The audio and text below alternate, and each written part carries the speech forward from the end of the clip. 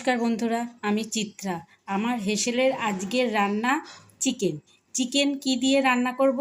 আপনারা চিকেন অনেক ধরনের খেয়েছেন।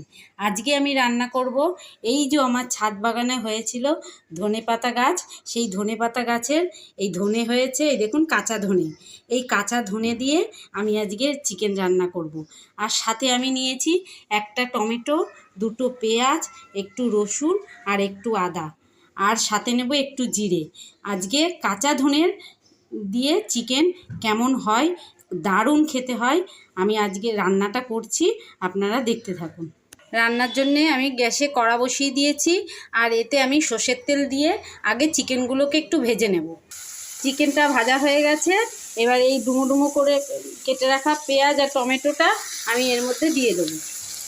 এর মধ্যে আমি পরিমাণ মতো লবণ আর হলুদ দিয়ে দিয়েছি। এবার ওদিকে ওই যে কাঁচা ধনেটা আর আদা আর রসুন কাঁচা লঙ্কা সব পেস্ট করে নেব। এই দেখুন মিক্সিতে আমি আদা, রসুন আর ওই কাঁচা ধনেগুলো আর সামান্য একটু জিরে আর দুটো শুকনো লঙ্কা দিয়ে পেস্ট করে নিই। এদিকে বাটনাটা করা হয়ে গেছে, আর এদিকে এইটা মাংসটাও কষা হয়ে গেছে। এবার আমি বাটনাটাকে দিয়ে আর একটু কষবো।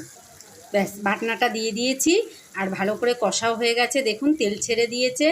এইভাবে আপনারা বাড়িতে একদিন কাঁচা ধনে দিয়ে এইভাবে তৈরি করে চিকেন তৈরি করে খাবেন, আর দেখবেন কেমন সুন্দর লাগে। এটা ভাতের থেকে রুটি, পরোটা, লুচি এসব দিয়ে বেশি ভালো লাগে। ঠিক আছে, আমি এবার একটুখানি জল দেব। এই দেখুন মিক্সির বাটিতে একটুখানি জল নিয়েছি। এই জলটা দিয়ে ভালো করে ফুটিয়ে গরম মশলা দিয়ে নামিয়ে দেব। আগে এইটা ভালো করে আর একটু কষে নিই। দেখুন বন্ধুরা, কালারটা কি সুন্দর এসছে।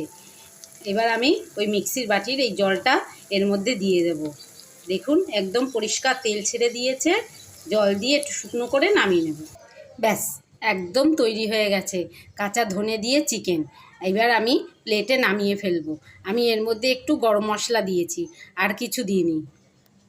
ব্যাস, এবার আমি প্লেটে নামিয়ে আপনাদেরকে দেখাচ্ছি কি সুন্দর দেখতে হয়েছে। দেখুন বন্ধুরা, আপনারা এইভাবে চিকেন আনলে, এরকম ছাদের বাগানে যদি আপনাদের ধনেপাতা গাছ হয়, সেটা থেকে ধনে হলে এইভাবে কাঁচা ধনে দিয়ে একদিন চিকেন রান্না করে খাবেন আর সবাইকে খাওয়াবেন।